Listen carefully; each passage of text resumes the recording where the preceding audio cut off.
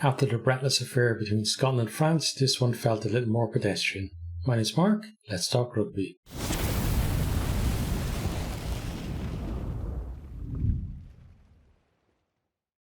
England were a little bit sloppy early on in this one. They have a kick to the corner, but then as they move inside, they just spill the ball forward at the breakdown, didn't really look after it very well.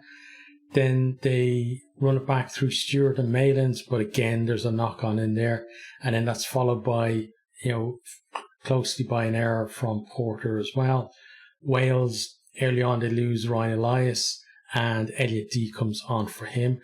Wales had actually a lot of injuries in this one, so hopefully the players that are injured, are available for the Rugby World Cup. But despite those errors from England, it's actually them that opened the scoring from the tee. Marcus Smith slotting a penalty from just inside the Welsh half, 3-0 to England. Wales then try to run the ball, but Halfpenny gets isolated and Merchant gets over the ball. England decide to go up the line. We have some hard carries and it gets England to within about 10 metres of the line, but then Blamire is the latest player to drop the pill for them. At scrum time then, England win a penalty against an inexperienced Welsh front row. England were on top in the scrums kind of in the first half, and then in the second half then it kind of switched around. I felt Smith makes it 6-0 from in front of the post. Wales then finally get a period of possession. They force a penalty just outside the 22 and Halfpenny makes it 6-3. Wales then they start targeting Cocknessingha with crossfield kicks, and he's not really dealing with them all that well. And around that kind of time as well, Wales make a line break through Rhys Sammet, but Blamire does really well to get an ankle tap on him, and he saved what looked like a certain try because Rhys Sammet was in behind. He had support on either side, but the ankle tap comes in as he breaks the line. He stumbles down. England are able to get back, but then Wales do recycle it and they win a penalty. Halfpenny then squares us up at 6-all, but Wales could have been in the lead only for that ankle tap. Then we talk about Wales targeting Cocknessingha with high balls. Danny Kerr at around the same time is also peppering Costello with box kicks, and Costello early on not really coping all that well with him in the first half. In the second half, he got a bit better under the high ball though. England then, they have a half chance. Smith puts Merchant through a gap into 22. Wales scramble well, manage to turn the ball over and a clear. England then continue to apply pressure, but Wales are hanging on in there. Ludlam then, he makes a break down the wing, but Rhys Sammet is able to hunt them down and prevent turning into anything more than just a break. England are looking the more dangerous at this stage. On the stroke of half time then, England, they got scrum penalty advantage. They look to spread it, but North knocks the ball down. Nick Berry says he's happy it wasn't deliberate. Then the team actually tells him that he knocked it backwards. So it couldn't have been a deliberate knock-on because it wasn't a knock-on. Anyway, they come back for the penalty. Smith slots that and it's 9-6 England in front at half-time. England are the ones showing any kind of real ambition in the first half, I felt. Into the second half then, it starts off, Wales are under a bit of pressure from England and they have a scrum, but then Wales actually wins a penalty at this one, and that allows them to start coming forward. And it felt like, like Wales got a real kind of G up from that. And then a great cross kick from Costello. Wainwright gathers it. He offloads out of the tackle. Jack Morgan then steps through the defence and puts Davies over to score. And Halfpenny converts. It's 13-9 and Wales hit the lead. And suddenly, Wales, having shown pretty much zero ambition in the first half, or at least quality, have produced, something really good and it's put them in the lead. England, though, they're continuing to apply pressure on the edge of the Welsh 22. Van Poortvliet manages to charge down a kick, but then completely loses the flight of the ball, doesn't know where it is, and he looks like a dog chasing his tail as he's kind of turning around, looking everywhere for the ball.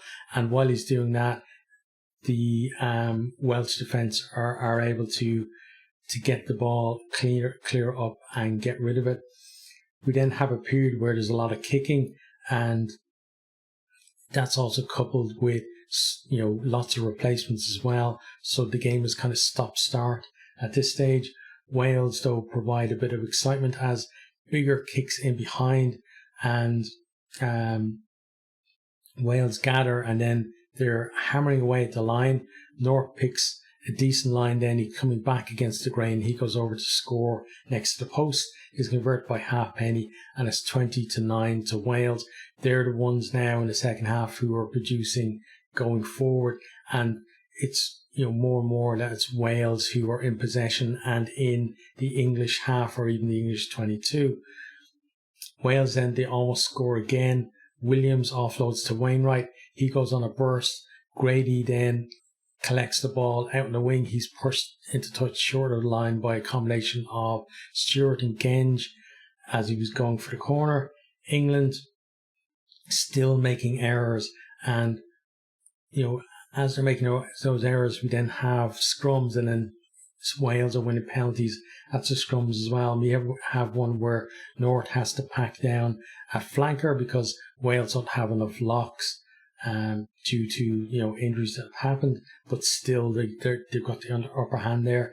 Then we have a kick through with Reece Samet winning the foot race. I think it may have been Stewart he was against, I'm not too sure, but the guy just absolutely, smokes everyone. He gets there, he gets the ball, looks like he's maybe grounded it just before it went dead, but then Tier Moore review confirms there was actually some separation after the first time he touched it, so therefore he's actually knocked it on, so it's no try, but still Reece Samet has got some wheels on him.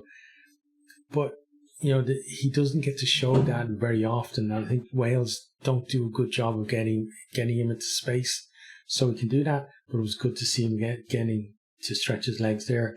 England then have a final chance from a line out about 10 metres out, but there's no real surprise when nothing comes of that. Full time is 20-9, and I would say if you haven't watched this one, catch the highlights. It's not even worth watching this one on like 2 or 3 times speed back, because there was very little quality in the game, and the highlights will basically be any kind of quality that there was on show at all. In terms of the two teams, I think England had that really good start in the first half. They actually looked dangerous at times.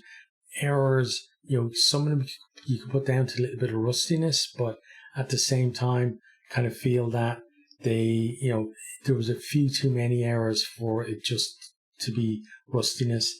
And also now you've got England are going to pick their World Cup squad this weekend, so it's going to be announced on Monday. So there's a lot of players who play today now that have done themselves a disservice, I think, in terms of getting picked for that squad. So instead of there being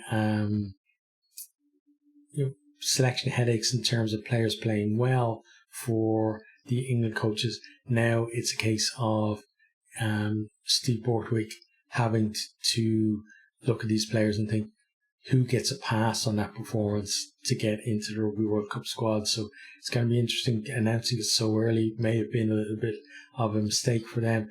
From Wales then, they had an absolutely dire Six Nations, and performance today in the first half wasn't great. They showed flashes in the second half. Still, even against a poor England team today, weren't amazing out of this world, but it's definitely a step forward for them.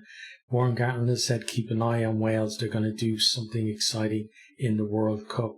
I've got a sneaking suspicion that despite everything that's gone wrong for them, they're still going to somehow make it to a semi-final, because for me that's just it seems to be just what Wales do in World Cups, right? They're absolutely terrible coming into the World Cup, and somehow they end up in a semi-final. So I wouldn't be surprised to do that again this year.